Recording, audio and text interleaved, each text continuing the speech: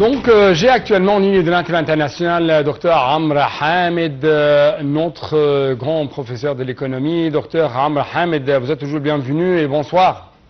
Bonsoir, Monsieur Hadi. Bonsoir, Monsieur Amr Hamed. Et permettez-moi de vous poser cette question. Comment nous pouvons arriver à mobiliser de nouvelles ressources de financement pour nos pays africains qui ont besoin énormément de tels financements pour relancer leur développement?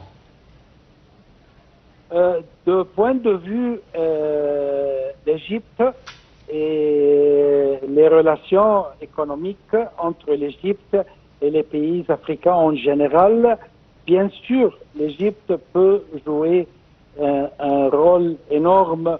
Ce qu'on appelle le offshore banking, le système bancaire de financement d'un central, si vous voulez, ou d'une location centrale pour de nombreux pays, comme le rôle que Dubaï joue, par exemple, au Moyen-Orient, et aussi les relations entre le Moyen-Orient et l'Asie.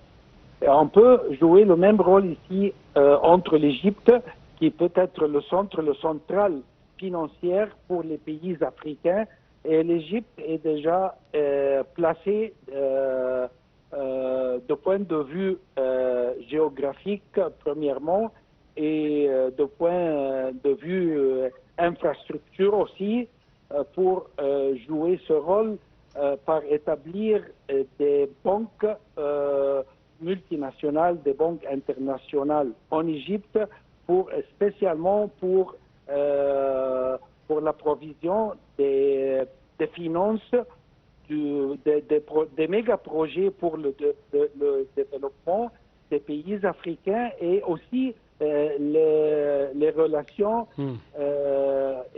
financières et économiques, ce qu'on peut appeler intra-Afrique, entre les pays africains, à travers l'Égypte. Oui.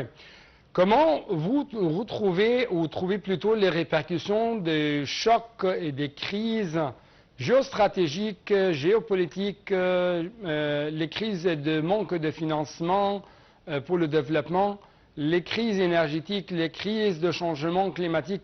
Comment vous trouvez les répercussions de tous ces défis sur la performance de l'économie africaine, qui a une forte jeunesse, qui ont besoin de emplois et qui ont des ambitions, mais malheureusement, leur pays n'arrive pas à répondre à toutes leurs attentes?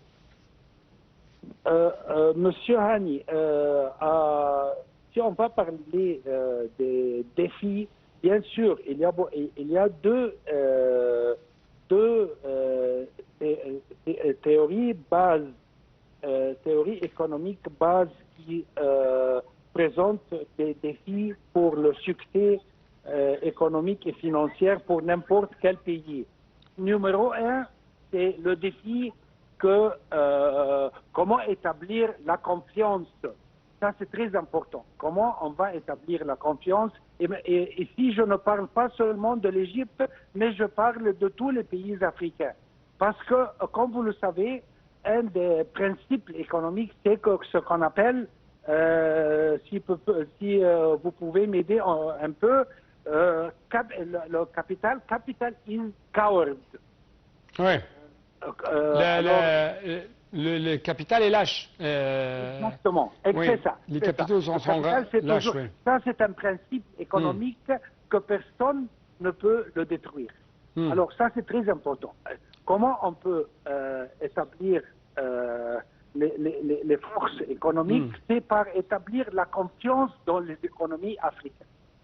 Oui, c'est-à-dire, premièrement, il y a un manque il y a un manque d'infrastructures, il y a un manque de vision claire de la part des pays africains vis-à-vis des investisseurs.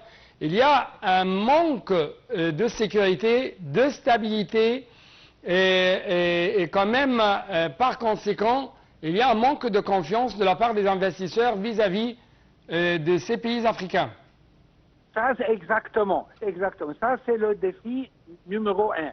Le défi numéro 2, c'est aussi un défi économique, c'est que on ne peut jamais bâtir les marchés.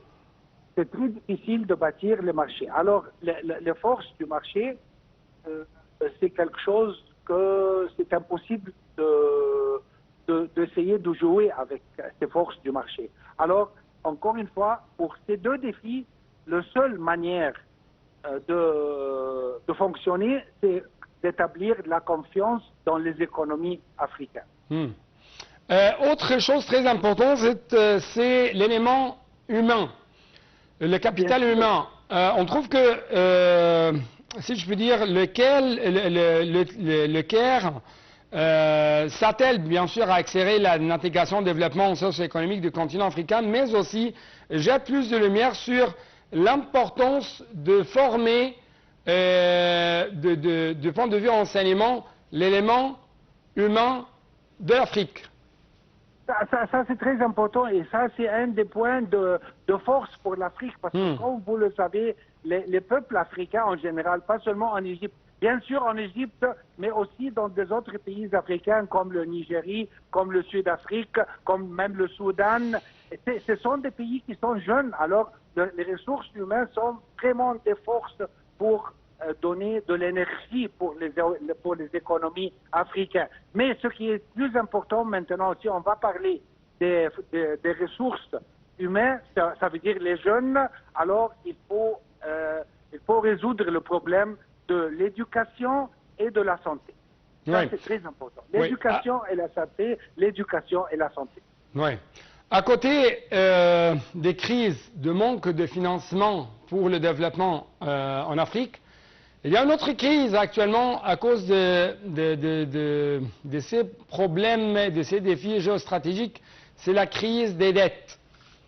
Il y a beaucoup de dettes qui s'accumulent sur les pays africains. Comment vous trouvez l'Union africaine traite ce sujet et la réaction du monde extérieur vis-à-vis de cette crise qui frappe beaucoup, ou presque tous les pays africains? Peut-être, Monsieur Hani, pour votre surprise, le problème des dettes pour les pays africains, de mon point de vue, c'est un problème qu'on peut contrôler. Pourquoi? Parce que les pays africains, tous les pays africains, ils ont beaucoup de forces, des ressources naturelles. Alors, si on peut investir dans les ressources naturelles dans tous les pays africains, alors le problème des dettes peut être, peut être contrôlé dans quelques années, disons. Je peux penser le maximum pour les pays qui sont vraiment dans des dettes, 5 ans, 6 ans au maximum. Et parfois même moins que ça. Donc, si vous voulez, pour un pays comme l'Égypte, par exemple, je peux parler de 3 ans. Il y a un vrai directive économique. Mais pour clôturer, je dois quand même vous remercier infiniment, mais toujours il y a une sorte de défi, comment nous pouvons arriver à transformer les richesses, ou plutôt les ressources, en tant que des richesses fructueuses pour tous les peuples. Merci beaucoup pour votre éclaircissement, pour votre intervention téléphonique. Et c'est ainsi, chers téléspectateurs, nous devons clôturer cette édition. Merci beaucoup. À la prochaine.